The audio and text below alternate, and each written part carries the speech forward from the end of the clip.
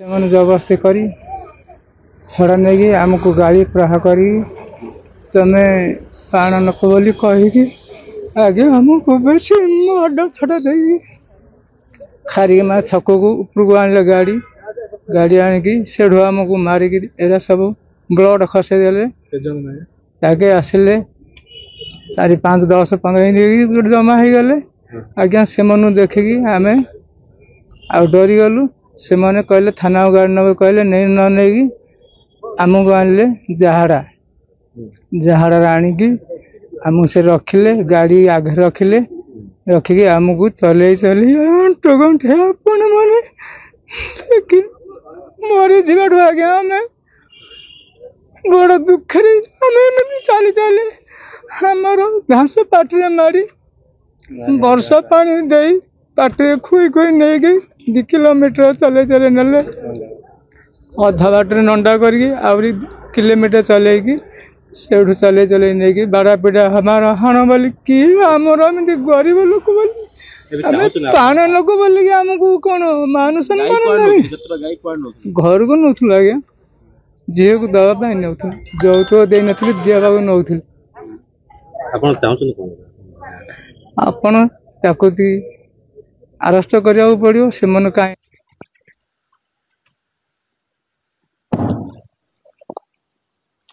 किए अधिकार देला तुम मान सब ये शासन करने किए अधिकार देला? संविधान ना प्राण समाज बोली माने कौन घृणित एमाने पाप कर प्राण समाज बोली केड़े बड़ घटना आगे देखो प्राण समाज बोली मान केमती करा 2 किलोमीटर एमान पाटे घास खुआई चल आंठुरे केते बड़ कष्ट गाँ सारा बुले मुंड खुरा अधा मुंड खुरा कौन अधिकार ना गाई गोरु ना हल करने को नहीं पारे ना निज झील को खुशी यौतुक देवाई नहीं पारे ना निज पुओ नहीं पारे ना कौन चली सब वर्तमान ओडिशार परिस्थिति कौन एमती कौन चली बारंबार जाति धर्म ना अत्याचार निरीह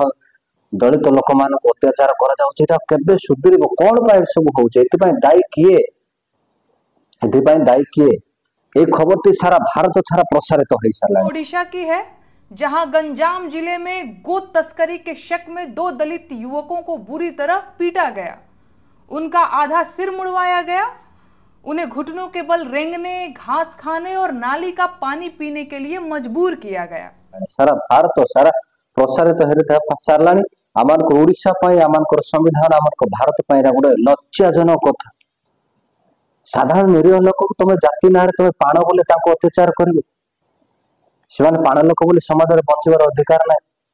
पाण बोली से समाज में कौन अधिकार ना संविधान से अधिकार दे धारा 340, 41, 42 देख टिके अभद्र गुड़ाक निरीह जनसाधारण को अत्याचार कर तुम धर्म जाति नाम तुम कि जाति तुम कौन जाति तुम कौन स्वर्ग आस तुम देवदूत तुम मान तुम विचार करने अधिकार देला भल मंद विचार न्याय अन्याय विचार करने कोर्ट अच्छी संविधान अच्छी न्याय जज अच्छी स्थानीय प्रशासन अच्छी से मान विचार करेंगे किए कौन खाइब किए कौन पोषिब किए कौन नहीं जीव किए कौ रास्ता चलो विचार करने तुम मान किए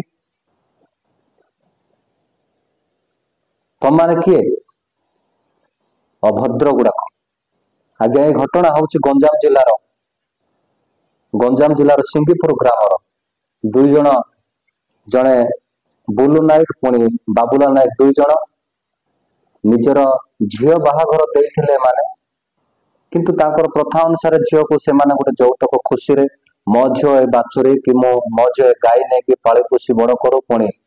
ता भागर से किसी पाए बोली से खुशी किणिकी नौले एमान को धाराकोट थाना खारीगुमा ग्राम किसी असामाजिक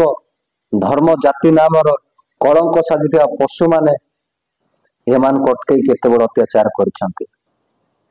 खाली पाद 2 किलोमीटर एमान आंठुरे चलई घास खुआई गाई भाया घास खुआई पुणी हत्या करने मार धर काट बोली एमाने कहते ए समाज पाई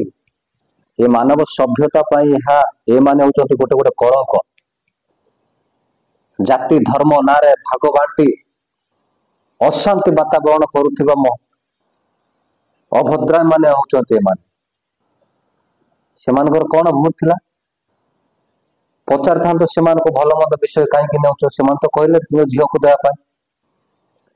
तुम मर्द पुणिया तुम ताकत पुणिया देखे से अत्याचार कल पुणी जाति पचार कि तुम पाण माने बोले पाण है तो कौन है से तुम खाऊं पाण माने बोले तुम खाऊं से निजे कष्ट करके खाऊं गाई पोषिबे बाछुरी पोषिबे अंडरा पोषिबे छेली पोषिबे कुकुड़ा पोषिबे कौन तुमको पचार के पोषिबे कहीं को धर्म लोक मैंने बाछुरी गाई पोषिबे कहीपर जदि से विचार तुम विचार करुच से पाण मैंने गाई रखिपारे नहीं तुम रख